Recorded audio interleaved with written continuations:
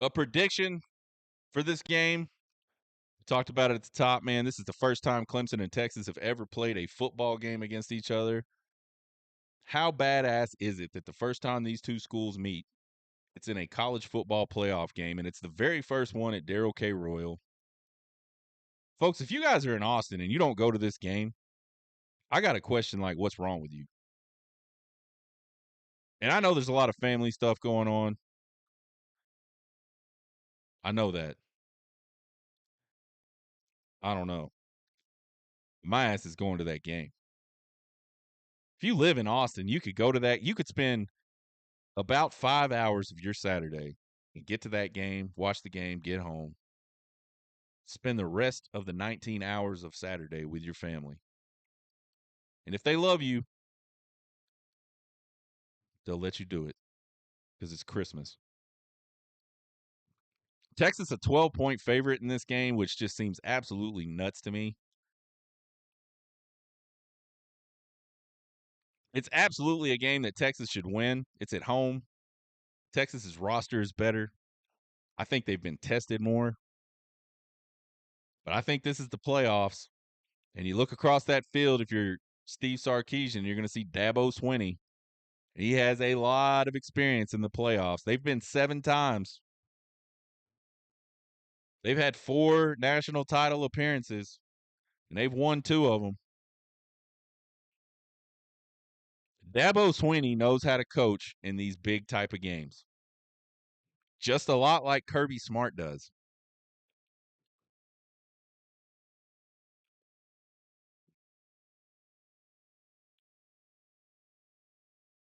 There are a lot of variables in place to me for this to be kind of a dud for Texas. As crazy as that sounds, they're coming off a really frustrating loss to Georgia. Despite this being the first college football playoff game in DKR history, I think the atmosphere is going to be a little subdued. There are like there's still over 2,000 tickets. Yesterday there were 3,000 tickets for sale, or 3,000 listings. That's not the tickets themselves, that's the listings.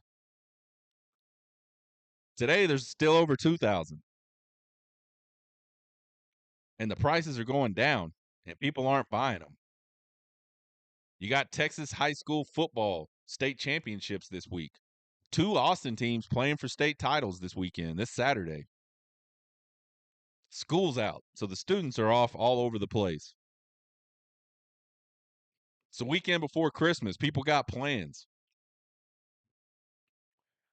I don't know if any of you guys have been to the Thanksgiving Texas A&M games back when they kind of reinstated that a few years before A&M bounced for the SEC. Those were some really subdued, laid back, not much going on before the game. Place not full. The people that were there were just kind of hung over on turkey and dressing and whatever else. Just not big time atmosphere. And I just have a feeling that's what we're going to see on Saturday.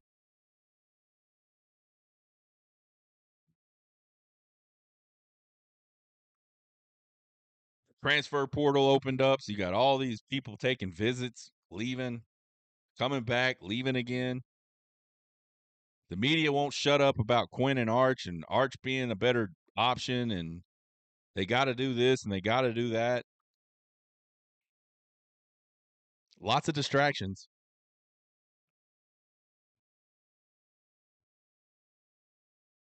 We talked about the offense. They've been pretty damn abysmal over the last 7 games. They've turned the ball over 15 times in the last 7 games, averaging 25 points per game in the last 7 games, which is 10 points lower than their season average, I believe.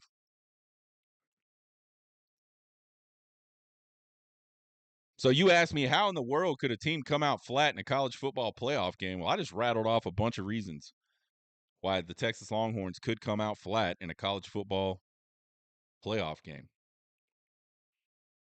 There's a lot of Texas fans that are just looking right past this one, looking right past Arizona State, and they're already talking semifinals, and I do not understand why.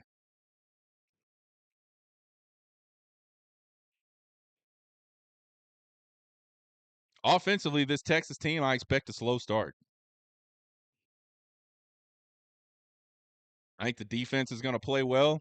I think whatever happens, they're going to keep Texas in it for a long time, as long as they need to, provided the offense doesn't just absolutely hand the game to Clemson. I think Texas wins this game, but I don't think they cover. And I think this game is a low-scoring game as well.